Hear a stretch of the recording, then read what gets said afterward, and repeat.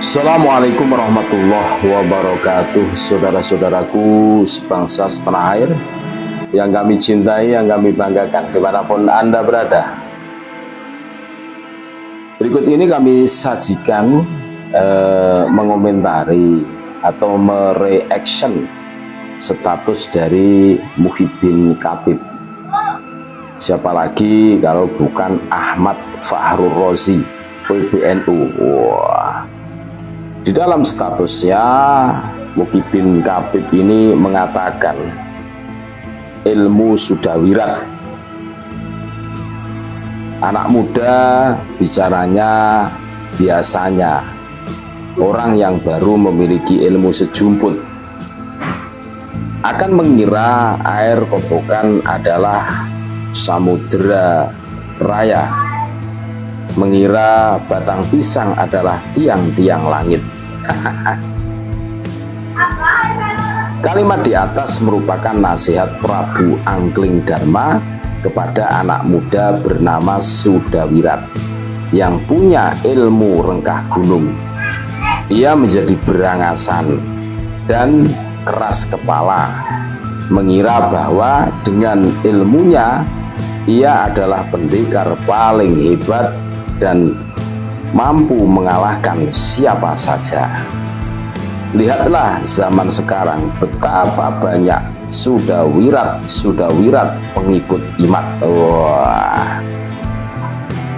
Mujadid baru yang menjelma menjadi ahli nasab palsu, merasa dirinya paling benar, paling NU, paling pribumi, sembari menghujat, membodohkan, dan mencemooh yang tidak sependapat dengan dirinya, bahkan kepada orang-orang yang lebih alim sekalipun, padahal ilmunya cuma didapat dari potongan-potongan video TikTok, Instagram, atau grup WA.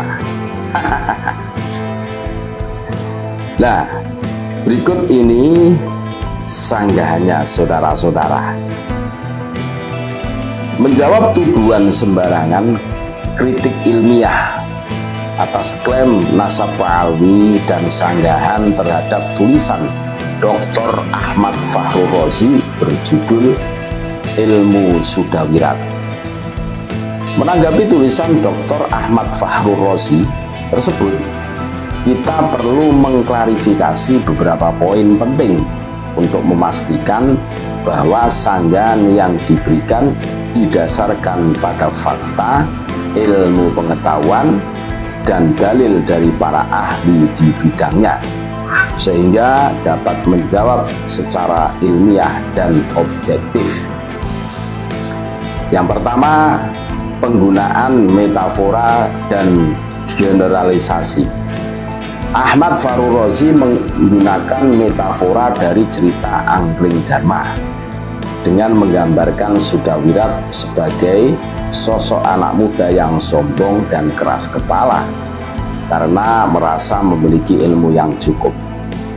Metafora ini kemudian ia kaitkan dengan orang-orang yang mengkritik atau menyanggah klaim-klaim tertentu tentang nasab dan NU. Hal ini terkesan sebagai bentuk generalisasi yang tidak tepat, karena tidak semua kritik atau pengkaji ilmu nasab didasarkan pada pengetahuan yang mendalam. Misalnya, kritik terhadap nasab Pak Alwi tidak hanya datang dari sumber yang tidak jelas, tetapi telah dikaji oleh para ahli dalam berbagai disiplin ilmu, seperti Kiai Haji Maduddin Usman Al-Bantani, kajian sejarah dan filologi, Dr. Sugeng Sugiarto, genetika, serta para ahli internasional seperti Dr. Michael Hammer, populasi genetik. Kajian mereka didukung oleh data ilmiah dan hasil penelitian mendalam, bukan sekedar informasi dari media sosial seperti TikTok atau grup WhatsApp. Oleh karena itu, klaim bahwa kebijaksanaan hanyalah orang dengan sedikit ilmu yang diperoleh dari sumber dangkal adalah bentuk penyesatan. Yang kedua, kritik terhadap kebenaran nasab. Pernyataan bahwa mereka yang mengkritik merasa paling benar, paling NU, paling pribumi, seolah meremehkan pentingnya kritik yang didasarkan pada penelitian ilmiah. Misalnya, dalam penelitian genealogis dan filologi yang dilakukan Kiai Haji Madudin Usman Al-Bantani, ditemukan beberapa kejanggalan dalam klaim nasab Pak Alwi, terutama ketika dilihat dari aspek sejarah, genetika, dan perilaku. Menurut penelitian genetika yang dilakukan oleh Dr. Sugeng Sugiarto dan didukung oleh penemuan Dr. Michael Hammer, haplogrup J1 yang biasanya terkait dengan keturunan Nabi Muhammad SAW, berbeda dengan haplogrup yang ditemukan pada beberapa anggota klan Pak Alwi yang menunjukkan haplogrup G.